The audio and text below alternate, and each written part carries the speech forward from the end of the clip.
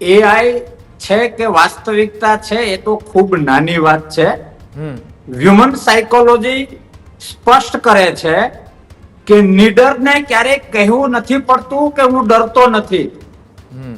સત્યને ક્યારેક કહેવું નથી પડતું કે અસત્યનો મને ભય લાગે છે. આ હ્યુમન સાયકોલોજી છે. પછી ગોપાલ હોય, તમે હો, હું હોય, રાજુભાઈ હોય કે આ દુનિયાનો કોઈ પણ માણસ હોય, આ હ્યુમન સાયકોલોજી છે.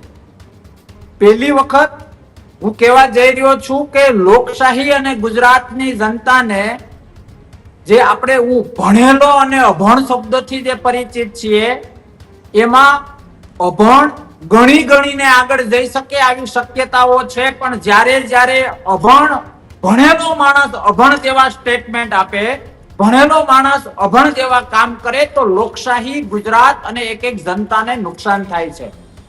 અને એ પેજ ઉપર મારે કહેવું છે કે જે કઈ ઘટના બની, મને કૂતરું કરડે તો મારે એના વિડીયો ના બનાવવાના હોય, એના ઇન્જેક્શન લેવાના હોય.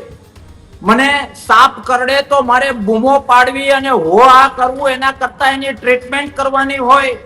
સેમ મેટરમાં બંધારણીય રીતે મારો પરિવાર, સાહેબ આમ તો શાસ્ત્રોમાં લખ્યું છે કે ઉંબરાની અંદર આવે ત્યાં તલવાર ખેંચી લેવાની હોય, ત્યાં માઈકાંગલા જેવી વાતો ના કરવાની હોય. ઉંબરાની ગરિમાથી મોટી કોઈ ગરિમા નથી હોતી.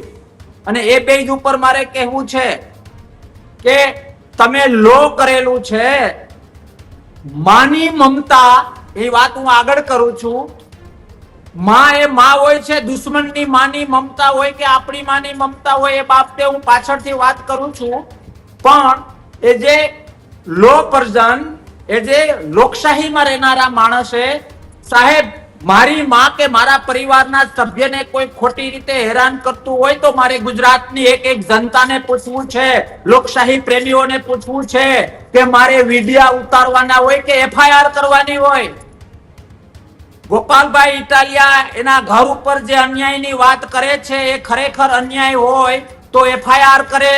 ભાજપની સરકાર છે, એની એફઆઈઆર ના લે તો કોર્ટમાં જઈને એફઆઈઆર કરે, વાસ્તવિકતા બહાર પાડે. તમારા માધ્યમથી કહું છું કે એના ઘરને આંગણે હું ભૂખ હડતાલ કરવા, ન્યાય માટે કરવા માટે તૈયાર છું. પણ દુઃખ એક જવાબદાર વ્યક્તિ તરીકે ત્યારે થાય છે કે જ્યારે માની મમતા માટે પોતાના ચહેરાઓ ચમકાવવાની વાત હોય. આ જ પ્રકારની તમામ અપડેટ જોવા માટે ન્યૂઝરૂમ ગુજરાતને લાઇક, શેર અને સબસ્ક્રાઇબ કરવાનું ભૂલતા નહીં.